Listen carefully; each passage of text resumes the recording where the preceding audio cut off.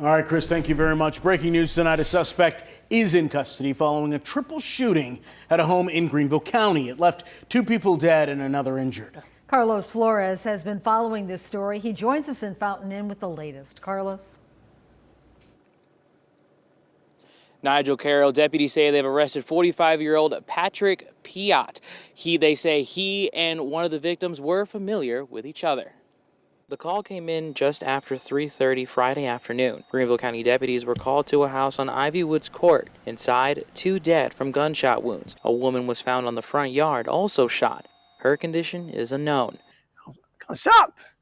It's a gay community, right? I'm wondering what happened. So I definitely took in awe about what's going on in the neighborhood. Sheriff Hobart Lewis says all 3 victims are related and personal issues led to the violence. Lewis says the Ridgewater neighbors was pivotal in the arrest of a suspect. All these neighbors helped out, assisted us when we arrived, giving us descriptions, vehicle descriptions, and telling us what they saw, what they heard. That helped us get information out very early, and we were on the suspect within probably 45 minutes of it occurring. This is a very close community. So it's kind of expected, you know, we look out for each other. 45-year-old Patrick Piott was arrested by Spartanburg County deputies. The people who live here are still stunned by what happened. Nothing ever happened in the last 9 years. Robbery, nothing like that ever happened. So somebody that died, shocking, very shocking. My heart goes out to the rest of the family. It's horrible. You don't expect this, especially at Ridgewater community, you don't expect this at all. Now, the identities of the victims are yet to be released. We'll be sure to update you here and online on WYFF4.com. But for now, live in Fountain Inn, Carlos Flores, WYFF News 4.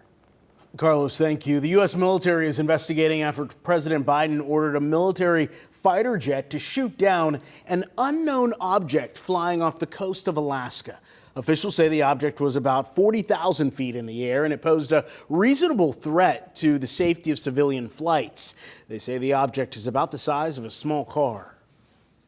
We don't have any information that would confirm a stated purpose for this object. We do expect to be able to recover the debris since it fell not only within our territorial space but on what we believe is frozen water. This comes less than a week after the U.S. shot down a suspected Chinese spy balloon off the coast of South Carolina. Tonight, Greenville police are looking for 2 men accused of armed robbery at Haywood Mall. Police say the robbery happened in the food court bathrooms around 6 o'clock last night. They say these 2 men were armed with a handgun, which was used to hurt the victim, we're told.